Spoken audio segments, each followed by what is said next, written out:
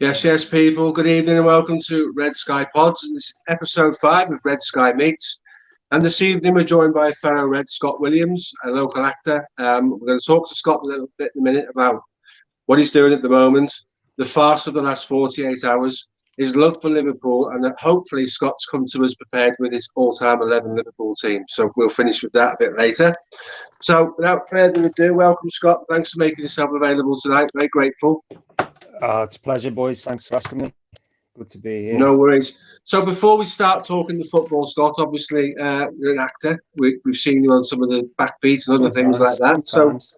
So what's currently on the radar for you in terms of what you do for, in terms of shows and films and things like that? Well, it's been a strange time, hasn't it?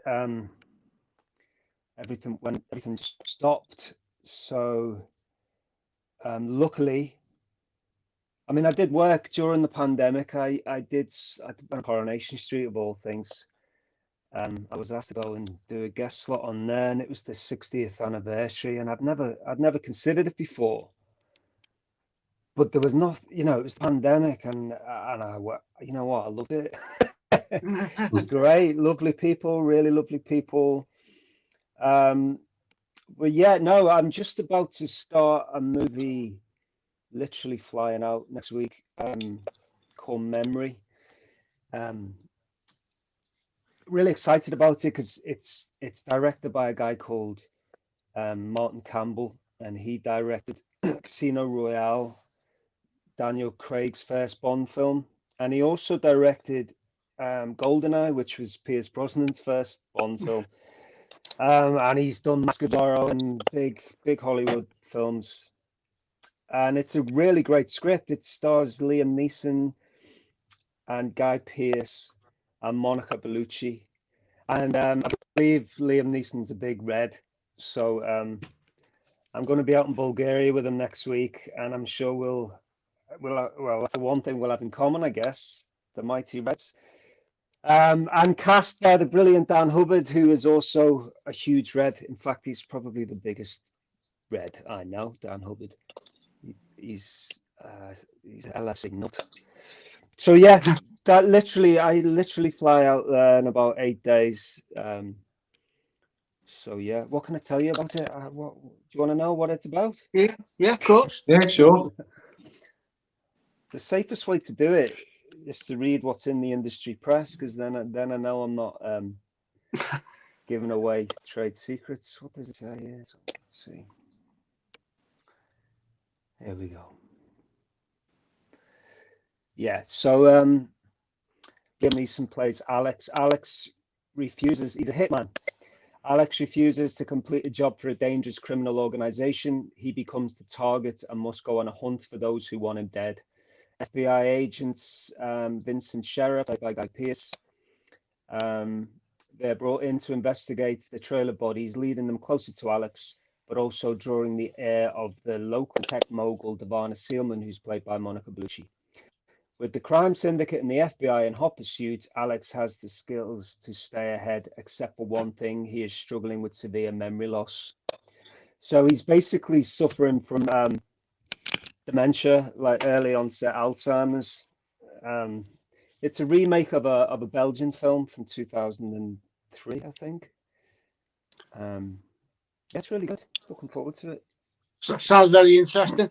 A question I wanted to ask you, Scott, is most of our pod viewers, listeners will know you from the Hillsborough TV show and Backbeat. Yeah. And one of the questions I want to know, is there a different pressure of acting real life characters compared to fictional ones, especially when they're from your local area? Yeah, 100%. I've done it a few times. Backbeat was the first, and I remember I wasn't allowed to meet with Pete. I played Pete Best in Backbeat, and I wasn't allowed to meet with him before the shoot. I think there was a lot of legal concerns and worries that it might throw a spanner in the works. But so I never got to meet him before I shot that. But as soon as we wrapped it, I wrote to him via the Echo, the Liverpool Echo. I put like a shout out to him because I didn't know how to get hold of him. And he responded, and then I met him in the Grapes on Matthew Street, and we've been friends ever since, you know. And then I played him again in another film, an American film called The John Lennon Story. But it was different the second time because I knew him, and I felt quite responsible for the way he was being portrayed in the films, and he wasn't being portrayed particularly fairly in that one. So we changed a bit of the dialogue and tried to portray him more like it was, because at the end of the day they were best mates, you know. Him and John were like that. But he's never portrayed as that. He's always portrayed as the miserable one who never. But they, you know, he was just one of the boys. There's a brilliant film coming to Liverpool later in the year called Midas Man, about Brian Epstein, which Pete Best will feature in again. You know, those early days of the Beatles.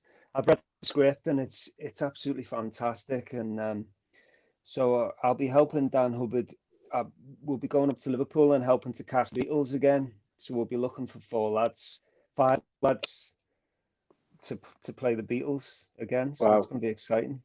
So but the Hillsborough was really different because that was obviously a docudrama, and it was very, very sensitive subject. And Joe Glover, who I played, he was still alive at the time. And I basically spent weeks with him, or at least tried to, because he was quite elusive. And I was told by the producers, the day I got the role, I was told to go and meet the family, and I went to meet the fantastic Lover family, and he'd barely spoken. He hadn't spoken a lot. We made the film in '96, and the disaster was in '89, so it was 7-8 years later, and he hadn't really come out of his shell in that 7 or 8 years. And I think the film was quite cathartic for him, and it was like a bit of hope for everyone. So he started revealing stuff about the day to me, which kind of was really traumatizing. And you know, we used to spend a lot of time at Ian's graveside, and you know, he had his own struggles.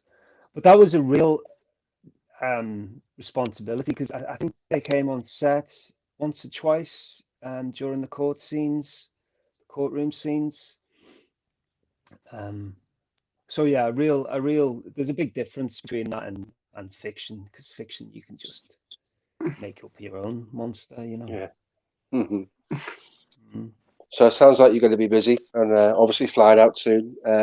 Yeah, that's great news. Keep yourself busy, and name dropping there with Liam Neeson and a few other names. I saw that. So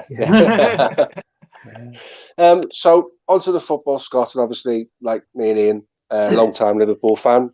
For some of that time, long-term suffering Liverpool fan with us trying to reach for the stars and not quite getting there.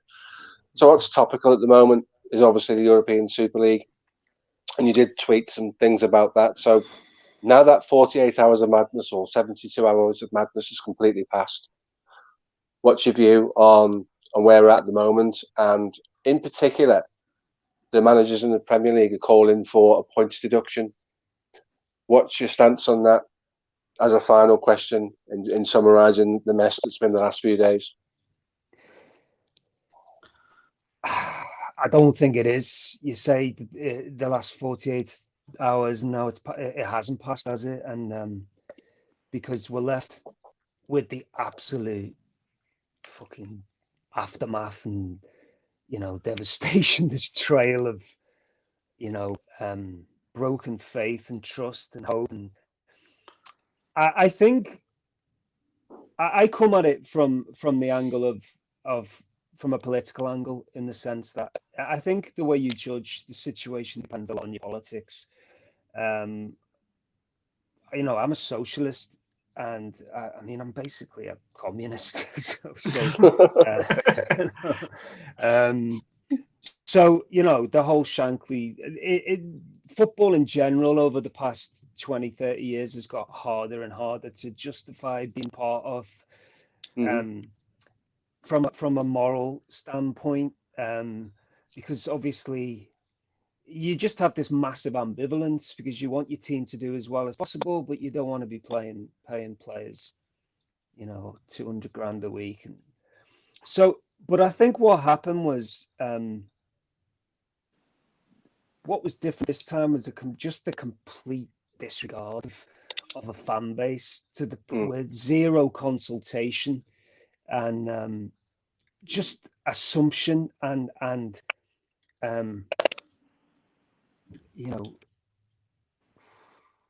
expectation and just absolutely, the fact is they've destroyed their faith. We've lost our faith in them overnight, and I don't think it can be brought back personally. I mean, I want them out as soon as possible, just because they are so far away from the ethos and the politics of the fan base, the local fan base. Having said that, the argument then becomes who buys them, because you're talking a £2 billion plus vehicle there, and there's a saying that I look, there's if you're a billionaire, you've done something morally wrong. Do you know what I mean? Billionaires should not exist.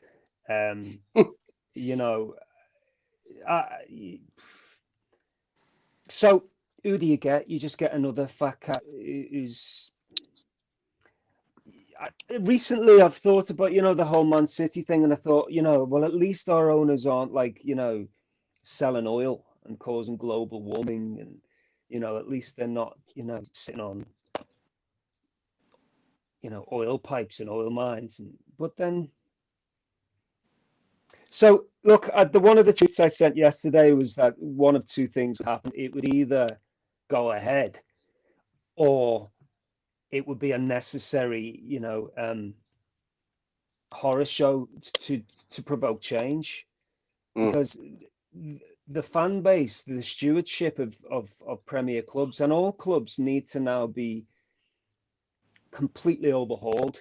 It needs to go to government. There needs to be legislation, and we need to be looking to the German model. I know everybody's saying it, but it just has to be fan ownership, especially our club. It's what we were built on. But you mentioned the cost of the club to purchase it, and you're right, it would be upwards of £2 billion. That's some fan base to purchase £2 billion worth of shares. I know, and I know Barcelona offer a very similar model, with a president as a figurehead who takes the majority of the shares, and it's Laporta again now, isn't it, for Barcelona?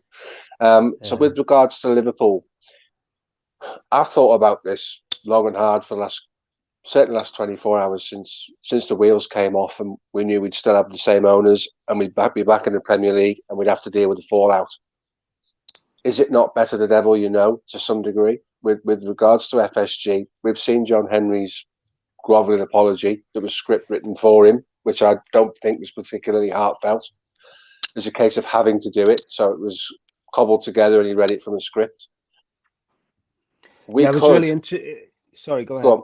Go on, no, you go on, Scott. I was just saying it was really interesting from an actor's point of view, because it takes one to know one, right? And one of the things I've done in my career is spend 30 years studying lies and people who can tell a truth with a lie. And I watched his video really carefully, and at first I thought that's really quite heartfelt, but then I started thinking with my heart and not my head, and at the end of the day, I just think who makes that much money and is able to function with real empathy and real consideration and all of this. It's the fans.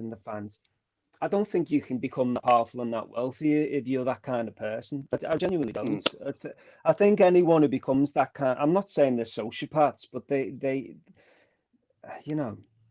So yeah, I do think it was disingenuous, but as you say, it's better the devil you know. It's also the lesser of, the lesser of two evils. I just think, as I said before, who'd you get?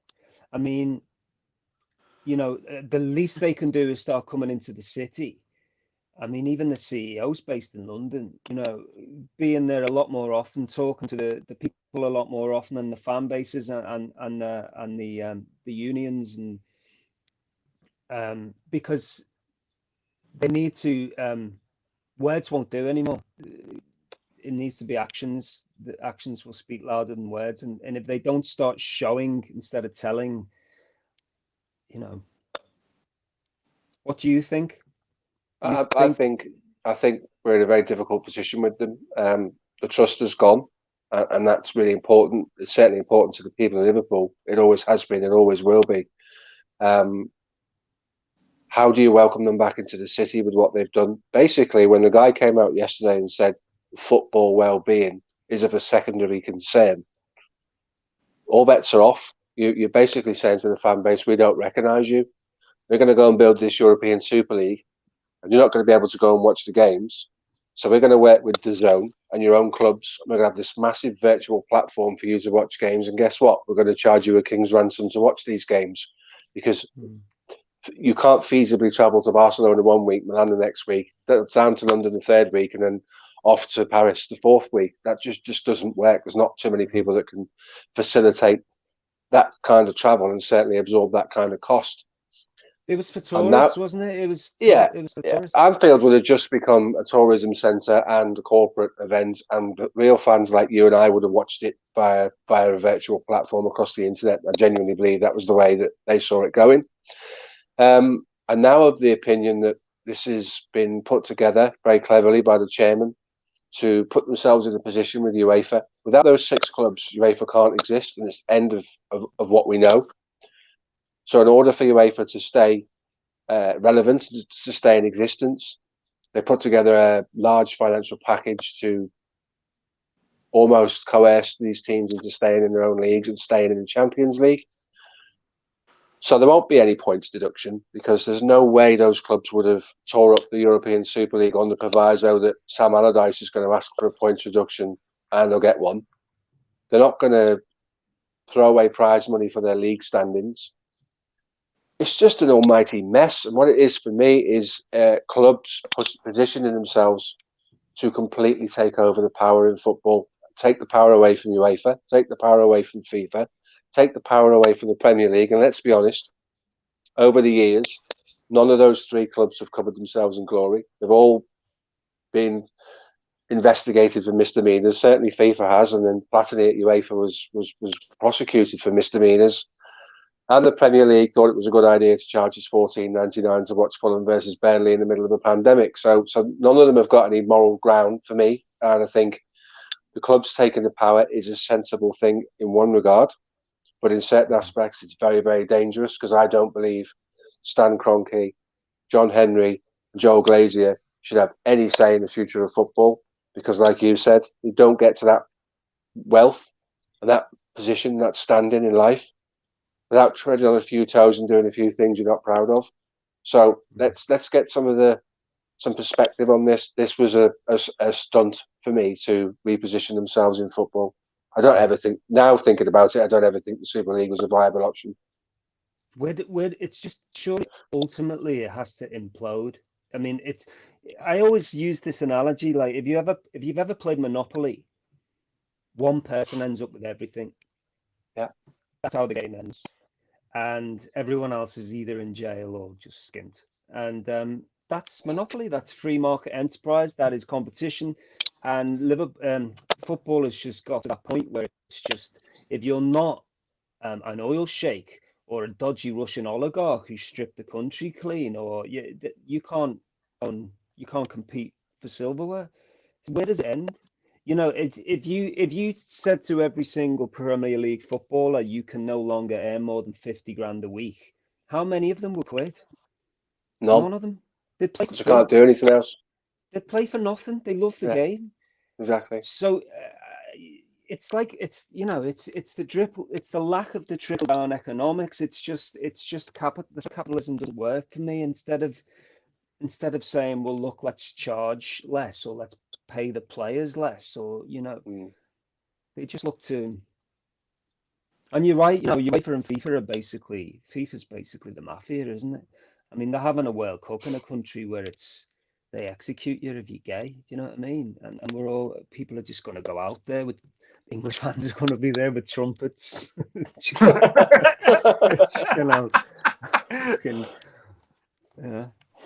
Well, I'll tell you what, Scott.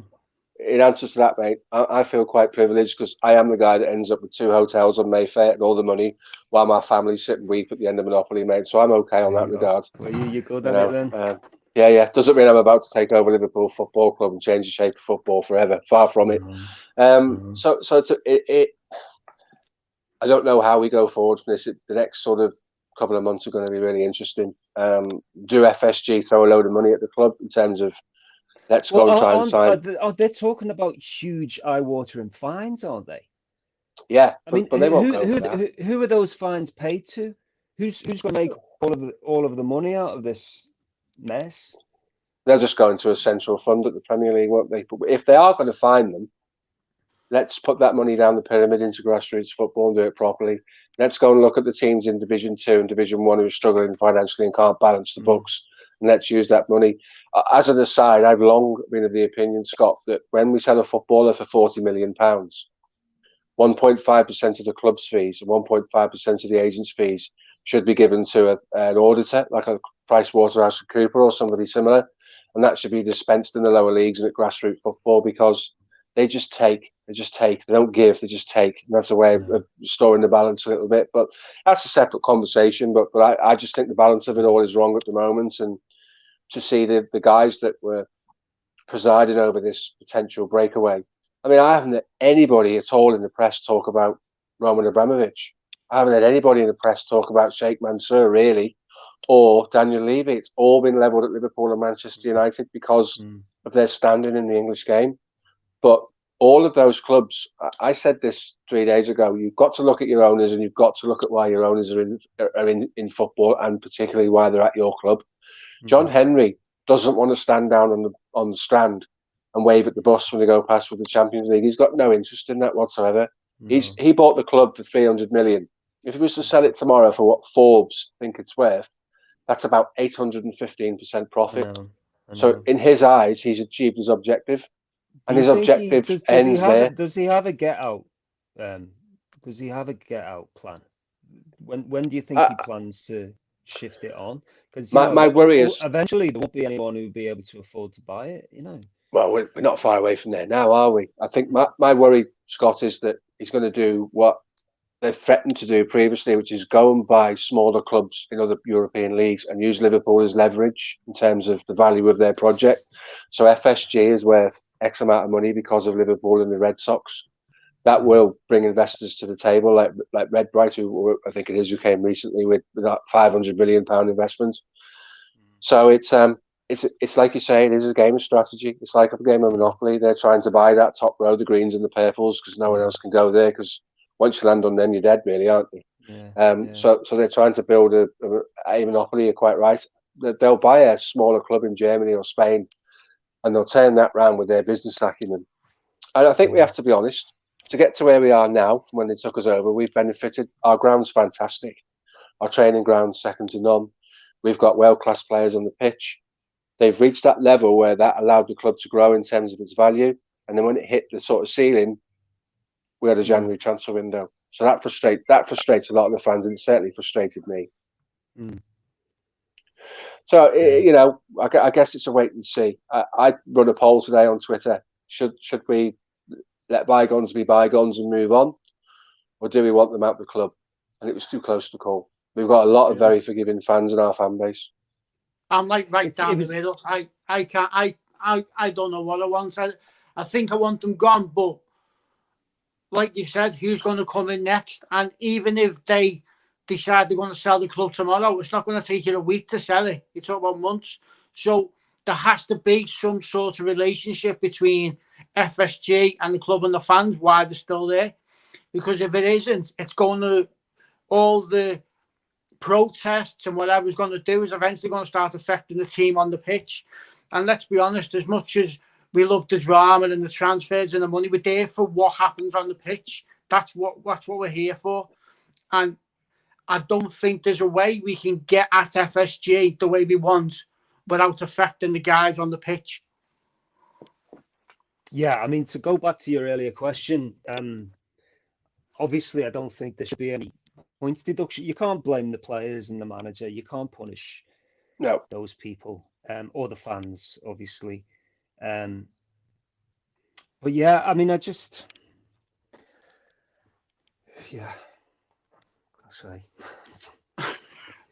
It's totally mental, isn't it? I'm a bit like you, and yesterday I was like, gone, 100%, go now. And then, read a few tweets today, listened to a few opinions, and it's like, well, who comes in? What next? So then you think it's a bit like when a marriage goes through. If someone's had an affair in a marriage, and you try and patch it up, it's never quite going to be the same, is it? You're never really ever going to trust them again. No. It could get stronger, but only if they're willing to. I don't believe, because they've done it before, haven't they? They've done it with the trademark. They've done it with the furlough, the ticket prices. Once bitten, and every twice shy. mistake they've made has been a financial decision. That's the problem. And we were having the discussions. Today, wasn't we, Steve, on our WhatsApp group, and I was saying, the businessmen, they're not football men, so every decision they make is based on business. Now, Liverpool are in the position they are now, which is a very good position because of the good business decisions they've made, because they have made a lot of very good business decisions. The problem is, when you're in the spotlight like they are, the poor business decisions are the ones that people are going to look at. They're going to look at your furlough that you made. They're going to look at the fact you tried to trademark Liverpool. They're going to look at the fact that you try to sell tickets for £77. But they have made some very good business decisions that have put us where we are now. Yeah, but this time they've tried to change the rules of the game. They're trying to change football. That's a step too far, isn't it? It is. But we aren't going to get rid of them anytime soon. Though we're going to be stuck with them for at least, I'd say, another 6 months, because that's how long it takes to sell a club that's worth over £2 billion. Yeah, and it's behind that. I've just remembered that behind every great fortune, there's a great crime. So it's only going to be only going to be some dodgy bastard buying it, isn't it? Right, I think we should move on now. I think we've dwelled on that one enough, and if we carry on talking about that, we'll all end up depressed by the time we come off here, won't we? So on to Scott, the Liverpool fan. Early days, Scott. Who are your influences? Who are the players that warmed you to the club? Who's the guys that you grew to love and develop your relationship? The first game I went to was October 1983, and so I would have been about 10 or 11. And I used to have a friend of the family called Danny. He was a black taxi driver, and he used to take me to all the games because my dad wasn't into football. My dad was a boxer. He was heavy into his boxing, and he was from Everton, so he probably would have been a Blue anyway, even if he was. So that was it. And I don't know if you remember that game, but we won 6-0, and Ian Rush scored 5. So Dagley scored the other one. So it was Ian Rush, wasn't it? For me, it was Ian Rush. That was the '83 team. We just won the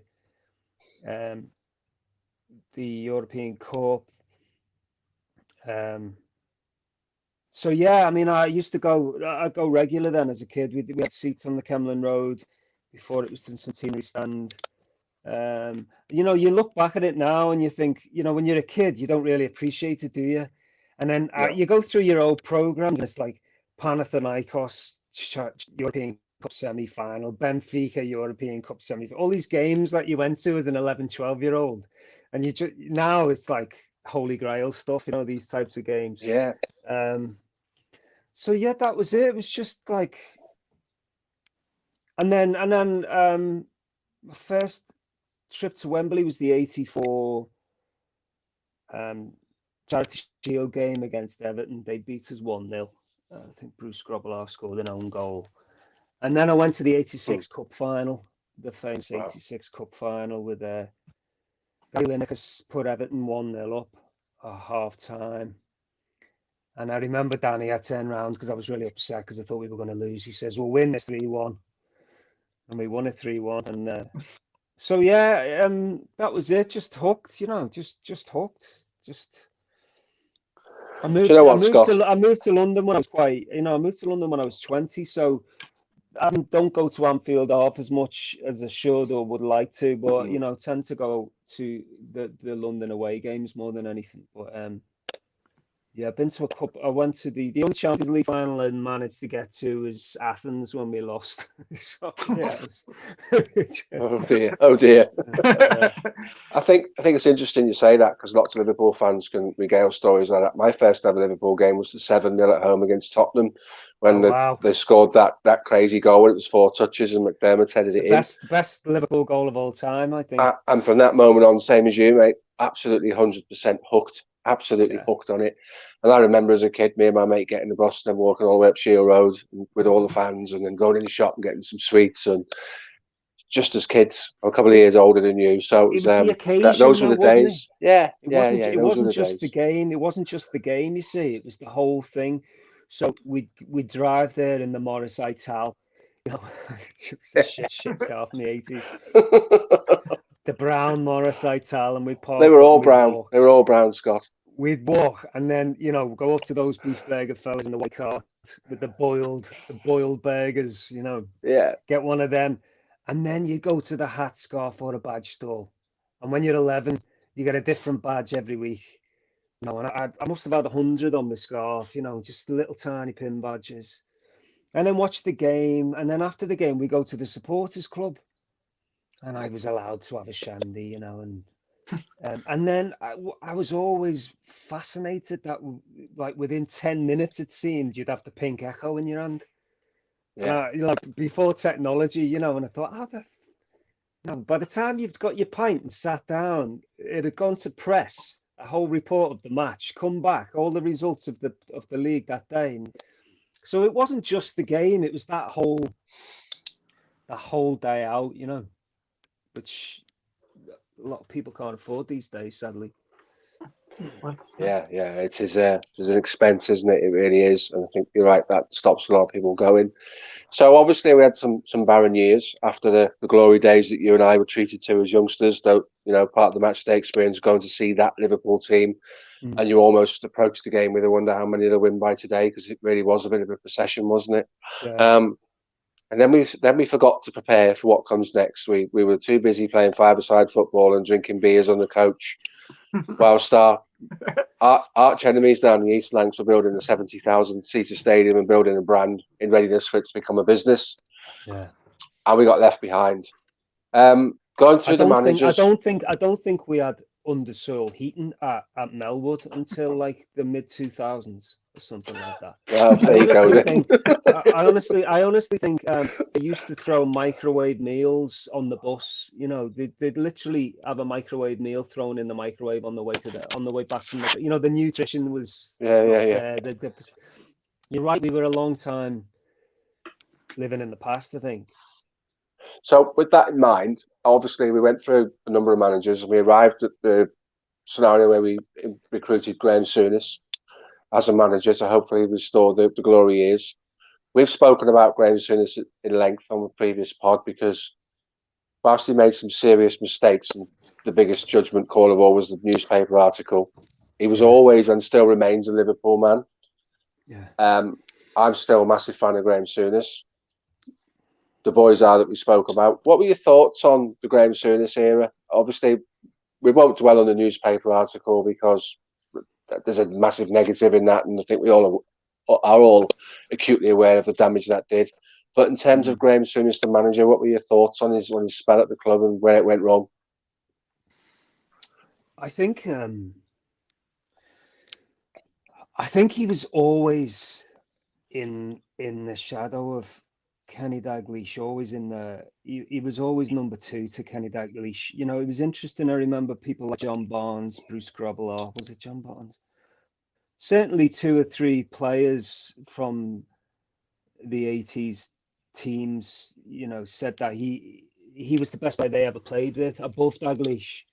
So he's in Dalglish's shadow as a player, but then from the cult status. But then he inherits his team, which was an aging team. It was quite an old team, and I just think he tried to do too much too soon, and tried to do it the Souness way. Just wanted to show that he was a different person, and tactically and.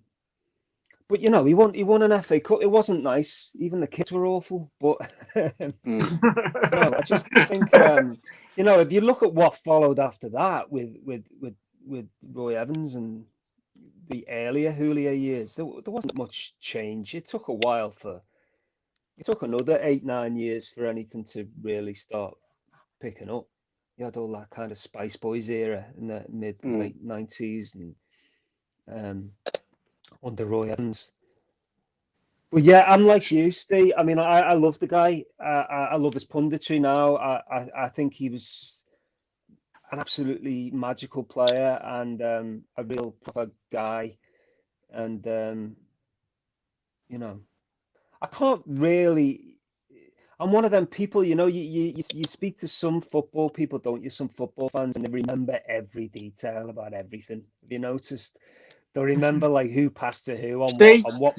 Oh, yeah, I'm one of them. Yeah, I really admire guys like you. It's like that's why I don't do many podcasts, because I'm like I can't remember 2 weeks ago. So yeah, I don't really remember how did it come to an end. Remind me, He resigned. Souness resigned. It made some dodgy buys. We're going to do a pod on centre backs. Yeah. We're going to rate them. And I've demanded that Torben Picnic be included in there. I remember that. Yeah. If for humour value, if nothing else, he's got to be in there, hasn't he? He signed Mark Walters. He signed Dean Saunders, who was great with the ball in front of him, but dreadful with playing with his back to goal. I know Mark Wright, the centre back. That was a good signing, but at the wrong time for the club. Yeah. I just think he realised, and he says himself, he made some mistakes, and he realises the job at the time was too hard for him. It's like what happened with Man United, dare I say it, when a manager of Alex Ferguson's stature leaves the club, the next 2 or 3 guys in behind him have got no chance. Absolutely no chance. They're on a hide into nothing. And I do believe Graham Souness was. And I think if Graham Souness had come to the club 3 or 4 years later, when we embarked on the likes of Steven Gerrard, Michael Owen, Steve McManaman and players like that coming into the club, might have been different. Yeah. But that's if coulda, shoulda, would have been, you know what I mean? There's nothing you can do about that. It is what it is. I love the guy. I listened to his podcast with Robbie Fowler, and if you haven't listened to it, you really should, because it's really good. It opens your eyes a little bit more with regards to that period, and you end up having some sympathy for the treatment he got, to be fair. So moving away from the Graham Souness era, we'll gloss over the Roy Evans Spice Boys era, because I have no wish to talk about white suits. Dreadful. They had to pay for them as well, by the way. They didn't get them for free. Really? That makes it even worse, doesn't it? Yeah. So for me, and Ian and I shared this with the fellas, Gerard Houllier was the guy that started the road to recovery in terms of making us believe we could be winners of some description. I know Roy Hodgson tried to derail that at some point later on in the years. The less said about Roy, the better. Thoughts on Gerard Houllier and Rafa Benitez? What's your thoughts on those 2 guys? Because they started the turnaround, didn't they? Yeah. I was just like, the first instinctive thought that came into my head then was just like lost opportunity. Just so close yet so far, especially with Benitez. I mean, I'll come back to Houllier, but I think Benitez, obviously, great tactician, but I just felt that there was towards the end, especially, there was a little bit of, I wouldn't call it arrogance, but just like stubbornness. That I remember the famous, Torres hooking during a game when we needed a goal, and Yeah, coming and his breakdown during the famous fact thing with Fergie in the Yeah, 08-09 season, and yeah, just promise with Benitez. But I also think that it's funny, isn't it? You look at styles of managers. I think Houllier would do really well in today's game if he was still yeah. young and fit and alive, and because he was a man's man. He was a likable person. Where I think your Benitez's and your Mourinho's, they belong to, and Hodgson especially, by the way, belong to an era of they're almost narcissistic in the sense that look at Mourinho. Everywhere he goes, he just destroys because he just destroys the harmony in the camp, and he can't see the world through anybody else's point of view. And I think Benitez had that a slightly didn't he fall out with Gerrard or something? Just because of his, the stubbornness. Correct me if I'm wrong, boys. They I'm a didn't real. get. They didn't particularly get on, did they, Gerrard and Benitez? Well, Benitez fell out with everybody. When he engineered his last contract, he wanted control of everything. I think he even wanted control of what was on the menu in the canteen. It was a move of a megalomaniac who wanted to take over the Well, world. this is what it comes. This is the point. It's like what I call narcissism is like control, just Yeah, control freaks. Whereas you look at Jurgen, he's in control, but he's in control. He leads by example, and people want to be with him because he's infectious, and he smiles, and he's just a happy human being. You get the feeling that he's enlightened, and he's at peace, and he's almost like the Buddha of football management. He's just do you know what I mean? yeah, He's yeah. Whereas and Hodgson was the same. He was just a very, very Hodgson had like illusions of grandeur. I think he like won one trophy in 1974 in some Scandinavian country, and just because he won the LMA and got to a UEFA Cup final, he just thought he was, you know. He was So a yeah, strange man. the Houllier era was vital, wasn't it? To the Michael Owens of this world and the Gerrards and Carragers, and it was just like a new. I think what the Houllier era did was introduce Liverpool to a whole new generation of fans. Yeah, A new youth, um, which is and then of course the 2005 final did the same, and these past 2 years will do the same. It needs to just keep rebirthing, which is vital, isn't it? You just got to have success momentarily every now and again. yeah. Otherwise, you become Nottingham Forest, or And we don't you're want to be talking about Nottingham Forest. you're talking about the Super Six. Nottingham Forest. What a team they were in the 80s.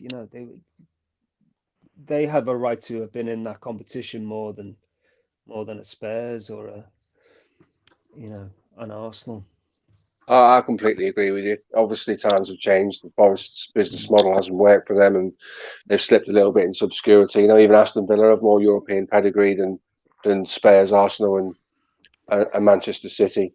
So, Yeah. yeah, I'm glad it hasn't happened. So, before we go on to your team, Scott, this wouldn't be fair to talk about managers and not listen to you talk about our current one and what he's done for the club, because I don't know any Liverpool fan that doesn't love this guy to bits, and I'm sure you're exactly the same. And I always want to hear what our guest has got to say about the one and the only Jurgen Klopp. It sounds like it's a bit over the top, but like he's like my modern day hero. He's like iconic to me. Like, my biggest heroes in life are John Lennon and people like that. He's going to reach that. It's not just the football, which is just magnet. There was a period, last year when we were the greatest football side I've ever seen.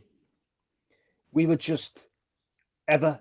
I think we went so many games unbeaten, didn't lose at home for 2.5 years, think we lost 3 league games in 2 seasons or something, and we were just almost unbeatable, just magnificent football. Putting that aside, it's, you know, I read a quote from him yesterday, says football is the most important thing of the unimportant things. So he gets it. He'll be okay after football. Do you know what I mean? He'll be okay. He'll be missed, but you just know that he's going to be happy and that he's got a great life outside of football, you know, and that he seems to have been, I don't think it's just because he threw himself into the culture and the history of the club and did his research and did his due diligence and then learned what it was like to be a socialistic Scouser. I just think that that's not a coincidence, that he must have a very similar kind of ethos in his own life. I don't know much about his history, whereabouts he comes from in Germany, whether, you know, there's a similar political thing going on, but even his opinions on Brexit and you know, the political system, and he's basically a Scouser with a German accent, isn't he? I mean, let's be honest. And he should already have a statue, I think. You know, Think you'll get one eventually. My wife fancies him as well. Need to get yourself a baseball cap and a beard, Scott. Yeah, I know, I've got one somewhere. He's got John Lennon specs now as well, hasn't he? He's gone with the John Lennon glasses as well now. He's gone full Scout now, hasn't he? Yeah, I mean, I was really concerned about the last 48 hours. I just thought to myself, I can see him walking away, you know, I could see him. I think some things are more important than football to him. And I mean, thank God he seems to have, you know, that's another thing I like about him. He doesn't rush in. He takes time to look at the situation, deflect what he needs to deflect. He answers very wisely. You know, and he's still here, and I think he must love the job more than we think he does. I think he genuinely loves the job, loves the club, loves the home. You know? And the thing I like about him today is, Scott, is what he was great when we were winning things, and he was great when we were great for them 2 or 3 years. But the stuff he's had to deal with this season, particularly with the death of his mum, dealing with COVID, dealing with Liverpool not being as good as they were, and I think he's dealt with it all in such. He's just great, isn't he? He's dealt with it all so well.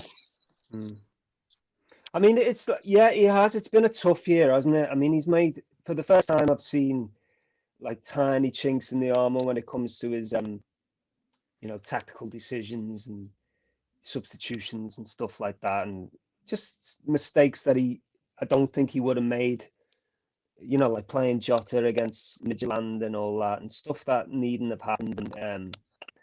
But you know, it's just one of them seasons where he's just tried to ride the storm, and hopefully next season we can just pick up the baton again and go again, as they say. But yeah, I just think he's wonderful. I don't know where he would go after Liverpool. He doesn't strike me as a national manager type of person. I just think, so where would he go? I don't know how long he's planning to stay, or apparently he's going after his contract runs out, which is, I think it's 2025. I think he'll try and look for a club similar to Liverpool. I don't know what other, because Dortmund is very similar to Liverpool, isn't it? So I don't know what other clubs are out there. My knowledge of European football is not as good as Steve's, but I think he'd probably look for if not a similar type of club, a similar project, sort of a sleeping giant, somebody who's not done so well but has done well before, that he can build back up. I think that's what he'll look for. So, Scott, what we'll do is move on to your best 11. Let's do it, man. Right. Let's do it. So have you come up with a formation, or? Yeah, I've got a couple, but like, it depends. You choose. I mean, I've obviously gone with, like, if we were playing the formation we play now, kind of well, not quite the same, like a 4-2-3-1. But I've also done like a 3-4-3 diamond kind of option. A three. Whichever one you think is your best team. God. All right. Well, let's go for the current formation because more people will get it. Yeah. No, I in goal with four at the back. I've gone for Bruce Grobbelaar. And I know I like Bruce. I was a fan of Bruce. I know it's controversial, and everyone will be going, oh. But I haven't just looked at this team as like the best players, you know, whoever secured the most clean sheets and stuff. It's what he represented more so than he was a great shot stopper, but he just represented my youth, you know. For me, he was my youth, you know. Brucey, what's the score? Bruce, you know, he had that kind of that 1-to-1 with the cop and the handstands and the wobbly legs and the clown ship and yeah, I've just got such fond memories of him. You know, I remember, as I said earlier, I was at that the '86 Cup final when he did that like kangaroo leap save from the Graham Sharp header, and to this day, it's still the greatest save I've ever seen. Turn the game, that one. Just an unbelievable save, you know.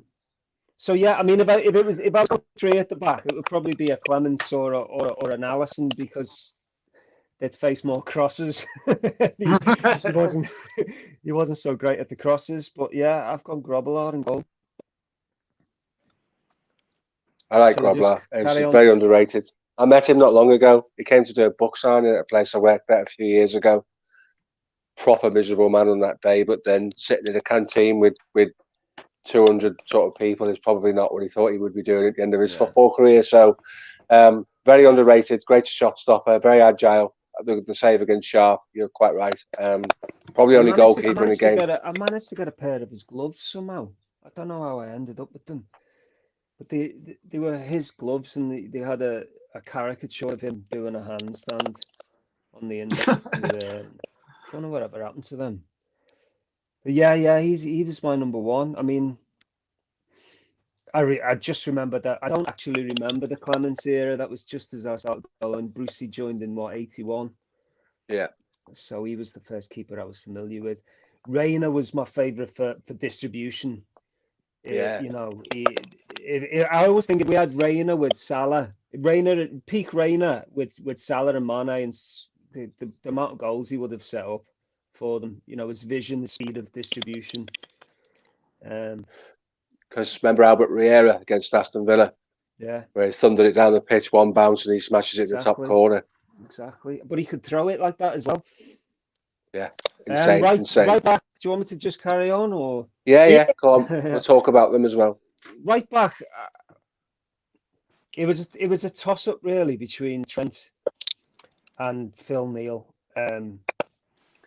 I looked at the stats because Phil Neal was the first player I was familiar with, and he played so many games and he won so many medals, and I've got his stats here. Look, so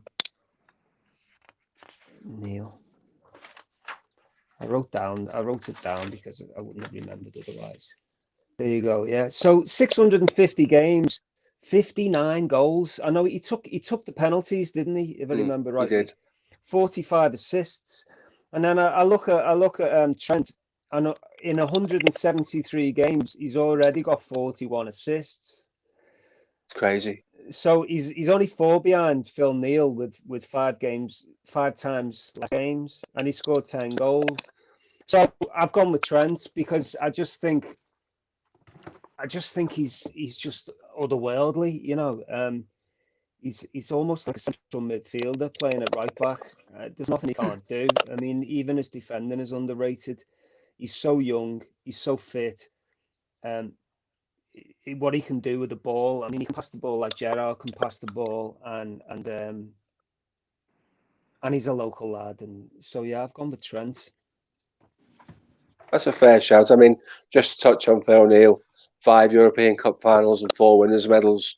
Yeah. I think we spoke about him recently. 461 consecutive games, the most decorated player in Liverpool's history. So as a good comparison to put the modern day player that's going to eclipse it, certainly in terms of stats, everybody that's ever played as a right back in the game of football. This is the thing, yeah. This is it. Yeah. It's like, do you go for like just pure? I mean, I think I'll get to it later, but I think the greatest player to ever play for Liverpool is Luis Suarez. But he was only there for 3-4 years, but just as a football player, just as Technically, I would agree. Yeah. So Trent is one of them. I mean, Phil Neal's obviously achieved a hell of a lot more, but Trent's just a better football player. Yeah, can't argue. Yeah.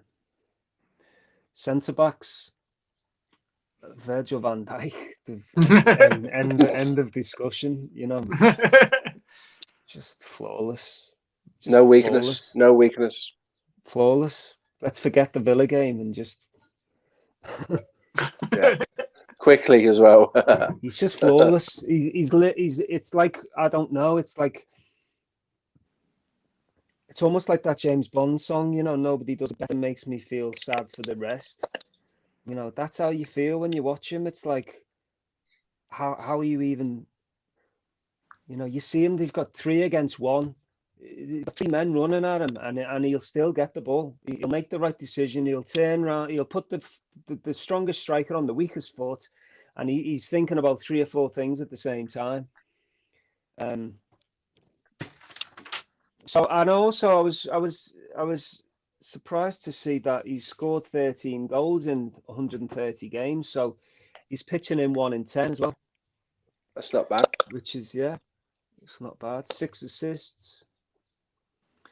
I just hope he comes back. I was thinking about him today. I thought, I wonder if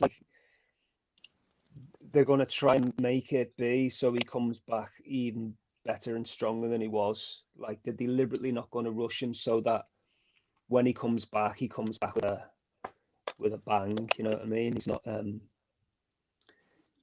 He's not panting for breath, and you know.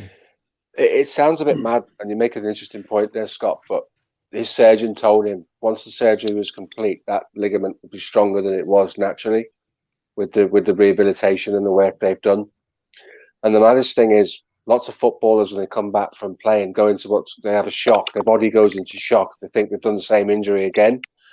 Only 10% of that muscle that he damaged is connected by nerves to the brain. So it's like a dumb terminal. So as long as the work inside the knee's been done correctly, we should see a problem. And there's, like you say, there's every reason to believe he's going to come back bigger, stronger, better than before. And he'll be motivated because he's lost the whole season. Yeah. I think that's, I was thinking about it the other day. I think that has to be one of the biggest motivations for the lads in the dressing room to finish top 4 is for him. Yeah, you know, because he's missed out a whole season. Not just him, Gomez and a couple of others. You know, Alan Hansen. There you go. Yeah, again, my era, but very similar kind of player. Not as athletic, not as strong. But when it comes to composure and assurance and you know, what's 620 games, only pitched in 14 goals, 19 assists.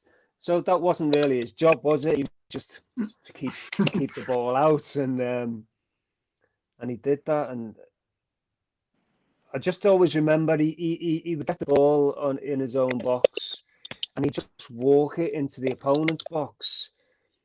And it's almost like nobody. They obviously were going near him, but it felt like they weren't, because he just. And he wasn't like some spectacular dribbler, or he just seemed to go with it. He glided, didn't he? Yeah. It wasn't like he was on the pitch. He floated across the pitch. Yeah. He just seemed to take the ball, and like nobody. I don't know. So yeah, you've Alan got Hansen, great pairing. You don't need fullbacks for them too. No, exactly. And this is where, I mean, in my other system, I had Van Dijk, Hansen, and Hyypiä as a back three. But going back to the first system, it was a real struggle for the left back between Robertson and Alan Kennedy for me, because similar to Trent and Neil in the sense that Kennedy won so much, scored a lot of goals. Well, he scored 20 goals, 32 assists, 359 games. Obviously famous penalties in the European Cups and stuff. But again, it's just when during the 80s, how do you be a part of a team that wins so many cups and not be the best, not be considered right up there. I remember he seemed to just have this crazy engine on him. He just used to go up and down, up and down. But then, nobody has that more now than Robbo, do they? I mean, no. Robertson's a bit like, for me, he's a bit like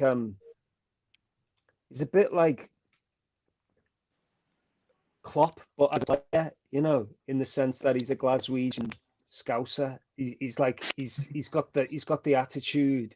You'd be forgiven for thinking he was a local lad, like he's got that kind of grit and attitude, and so he's played 171 times. He's scored 5 goals. He's got 35 assists. It's crazy. I think recently him and Trent have been passing it to each other just a little bit too much for my liking. But there you go. I think, Scott, I think you're right. I think that's the closest comparison you can do between the players of the golden era in the 80s and a current player. I think Kennedy and Robertson, there's a hair's breadth between them. Yeah, there really is. There really is. I mean, but then you got to think, haven't you, if what's Robbo going to have achieved after 10 years? Like, it's going to be off the scale, isn't it? Hopefully, yeah. Providing he doesn't run himself into the ground. So then I've gone for like kind of like 2 holding, kind of, I don't know, are they holding or are they just kind of free to do whatever they want because they can do whatever they want? In the middle there, I've gone for Graham Souness, because he's just, he just had everything. He just had great. He was.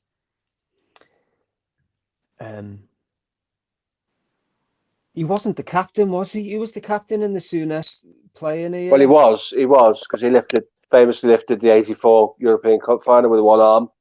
And that's a massive trophy. It shows you the strength of the man.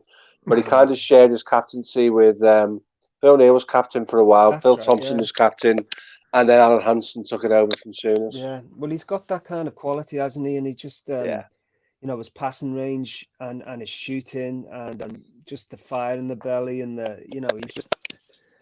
And next to him, I've got Steven Gerrard because, Steven Gerrard. What can I say about Steven Gerrard? I mean, he's just.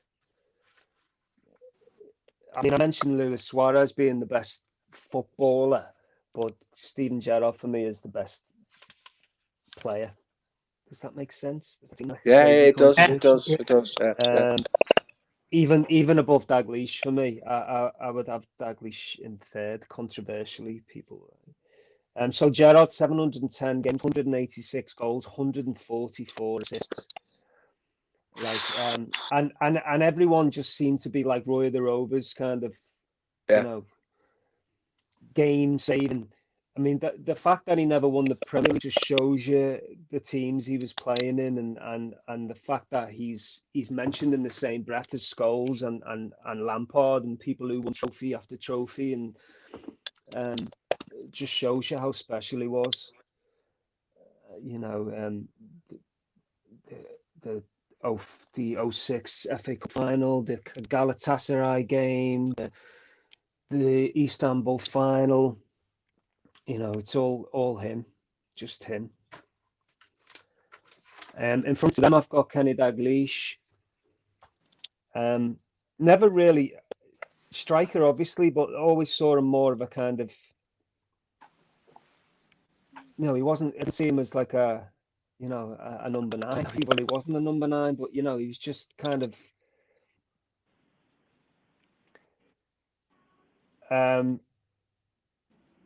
so Dalglish doing his magic in the middle. I'm just counting. I've got 10 outfield players. I haven't got 11 players, have I, boys? 2, 3, 4, 5, 6, 7. No, I've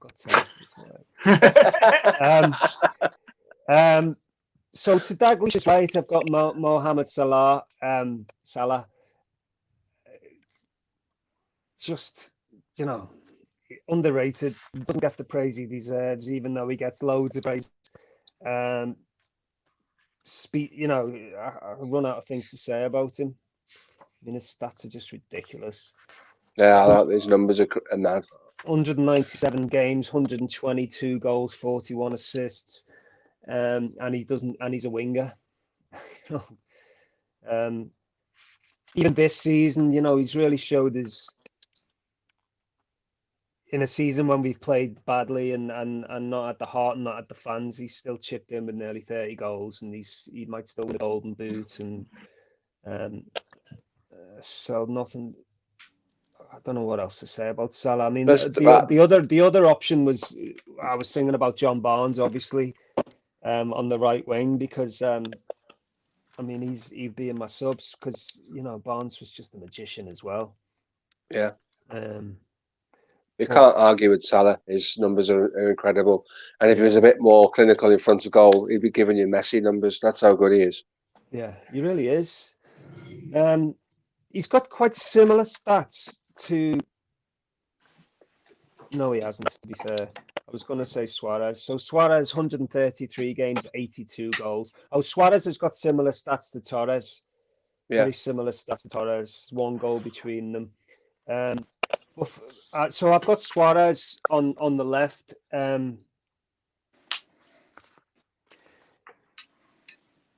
Just because he could play anywhere, and I have to fit him in somewhere. And I just think he did things on the football field that just made my jaw hit the floor. Like, just literally, like, how do you do that? It's just, unbelievable stuff. Like the goals against Norwich and the goal, his close control, his layoffs, his engine, his. I just thought he was immaculate. What I liked about him, and it was his downfall as well, I suppose, with the whole bike gate situation and the racist allegations, is the only way he could be the way he was to play off pure instincts. Salah's quite similar, but like he just played purely off his instincts. And I think when you do that, that's when the magic happens. It's very similar in a lot. It's very similar in my business, to be honest, and a lot of other careers. If you start thinking too hard or too long about something, you're gonna mess up. And I always use the analogy is like, when you go down the pub and you have a few pints and you play pool, and you just clear up because you're just not thinking, and it just flies in. The moment you stay down for 2 seconds longer than you should, and you chalk your cue just one more extra time, you're gonna miss. It's like, it's like when you're on a dance floor, you dance your head off. It's great, but the moment you start thinking about what you're doing, and you become self-conscious and you get off. It's the same with acting, it's like, there's a great quote, act before you think, don't think before you act. And it's the same with football. And I just think that's what Suarez was for me. He was just the most instinctive footballer I've ever seen. I agree. He was technically the best footballer we've ever had. I would agree with that. Yeah. Would you bring him back, Scott, if he was available in the summer? I don't know. He's one of them guys.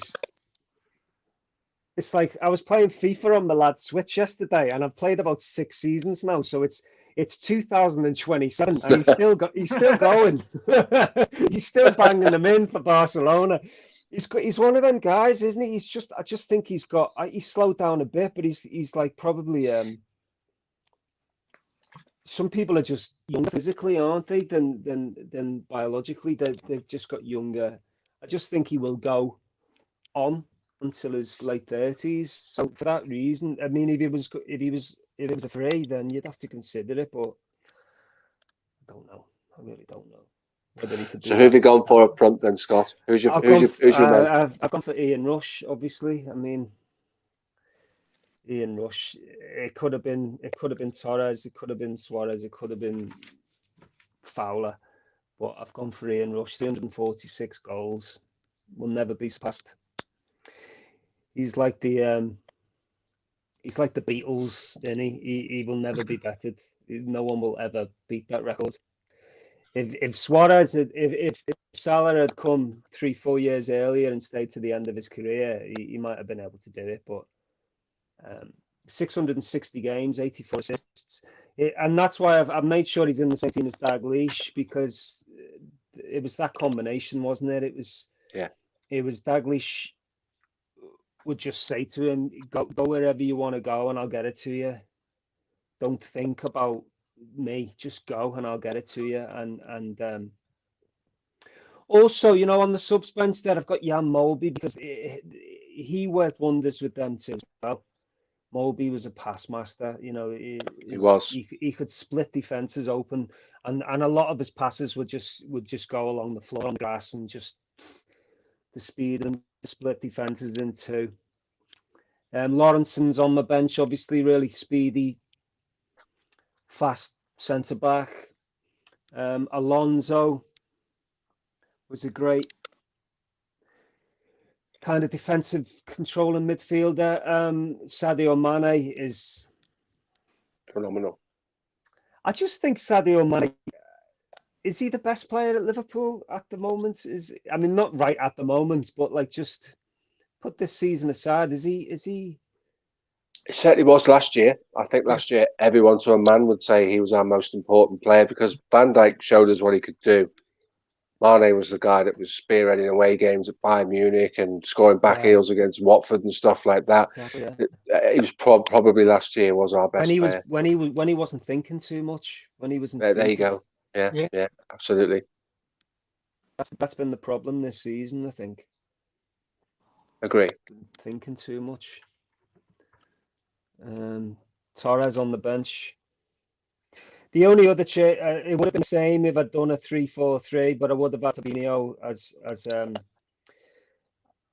a defensive midfielder in a diamond in the middle, because I just think he's the best in the world in that position. And he was a bit of a slow starter for us, but I watch him now and I just think, God, man, there's nothing he can't do. He's just everywhere and wins everything, makes everything look so easy.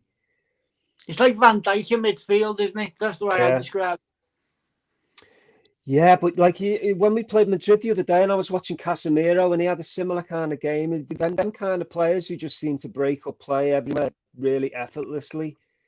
And they don't get the credit they deserve, because that's not their game isn't attractive to watch. They don't score screamers and they don't make like off the line tackles. It's just pure football in the middle, you know. It's just Mascherano was another good one, someone who could go and get the ball. So yeah, I mean, Alisson, who did you have up front alongside Ian Rush, Scott? I'd Rush on his own. I've got like Dalglish. Yeah, I'm with you. I got the fullbacks, and then I've got Souness, Gerrard, Dalglish, Salah, Suarez, Rush. Wow. Dalglish going into the... That's some team, that, mate. Some goals in that team. Some what? Some goals in that team. Yeah, man. Absolutely right. That's a really strong team, that, and there's a lot of reoccurring names there. Some of those guys will factor into everybody's team, whoever we speak to. We spoke to Alan Thompson, the ex-Bolton player, played for Newcastle and Celtic, and I asked him at the end of the show, Gerrard, Lampard or Scholes, and he said, I'm taking Gerrard because I trained with him once for England and he was that good. He made an impression on me I've never forgotten. So those are the names that always come up. Graham Souness is another fixture in any Liverpool team, and rightly so. What a player he was. So your team's amazing, Scott, and thank you for taking the time And to do that. you look at other, like I was watching the Nottingham Forest 5-0 game the other day, and Peter Beardsley's performance. Wow, yeah, that game. It's just like just unbelievable. So we've been blessed to have so many great players over the years. Indeed. Manager Well, thanks. would be Klopp. Manager would be Klopp. It has to be, doesn't it? With those players, it has to be. Could you imagine Ian Rush and Kenny Dalglish playing for Klopp? That'd be insane, wouldn't it? Yeah, imagine. It'd be absolutely brilliant. I'm sure Graham Souness would cause Klopp a few nightmares because he was a all or nothing type of guy, wasn't he? So, absolutely. Well, Scott, thanks for coming on. It's been great to spend 75 minutes. That's flown with you, listening to your thoughts on Liverpool. Your team was amazing. You're always welcome to come back on. We're going to do a bit pre-season for the transfer window, so we'll give you a shout and see if you fancy that. But again, thank you very much for being a guest this evening. We've enjoyed your company.